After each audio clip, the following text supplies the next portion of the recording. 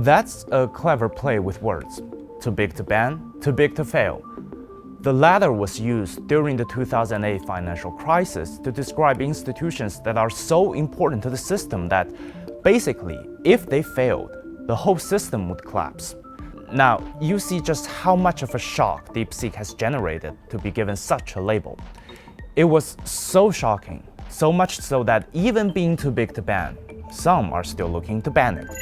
With the rapid rise of the Chinese artificial intelligence software DeepSeek, U.S. lawmakers are looking to ban it from government devices. Governor Greg Abbott has issued a ban on the Chinese AI company called DeepSeek. The ban is only for government-issued devices. Now, Texas is the first state to restrict this popular app. New York Governor Kathy Hochul just issued a statewide ban on DeepSeek artificial intelligence for government devices and networks. Before we get into this, we asked DeepSeek about its opinion on getting banned, and this is what they said. The open market principle is the cornerstone for technological innovation. The purpose of tech governance should be facilitating innovation and global welfare, not zero-sum competition. That's similar to what we got when we asked ChatGPT about it. The internationalization of the platform could help drive global innovation. A ban would slow that progress down. Bloomberg's Dwarback wrote that DeepSeek's open source approach has already democratized AI. The startup has published the most of its breakthroughs online. It's also allowing programmers around the world to modify it and build out new, tailored products using its technology for free. In other words, DeepSeek has already started to play the role of a public good for global AI infrastructure. Well, open source models like DeepSeek R1 allow developers worldwide to innovate at lower cost. The release of DeepSeek R1 as open source software also democratizes access to powerful AI capabilities. Companies and governments around the world can build upon its foundation without the licensing fears or the restrictions imposed by US firms. A public good means it's not just for the privileged and the few.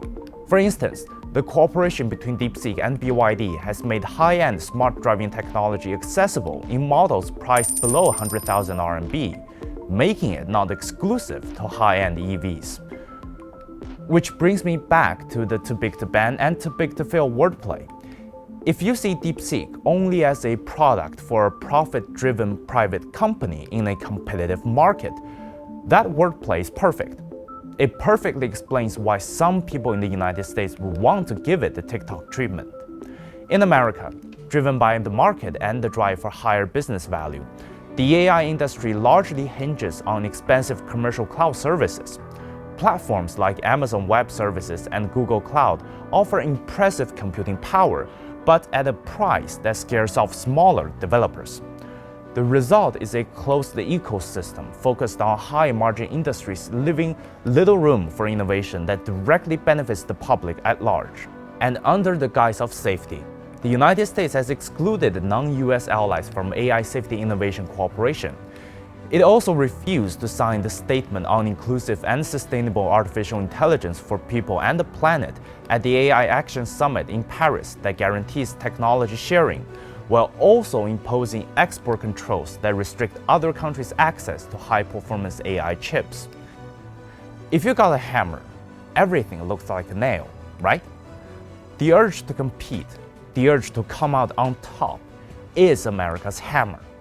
So the release of DeepSeek AI from a Chinese company should be a wake-up call for our industries that we need to be laser-focused on competing to win. Winning is not everything, and not everything is about win or lose. In fact, hardly anything is. Stephen Hawking once said, the rise of powerful AI will either be the best or the worst thing ever happened to humanity.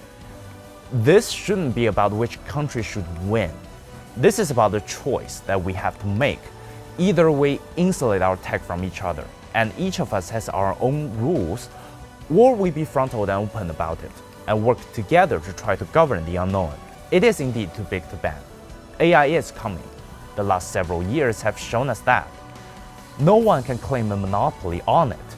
You either embrace it, or you would spend a long time in the future failing to deny the inevitable.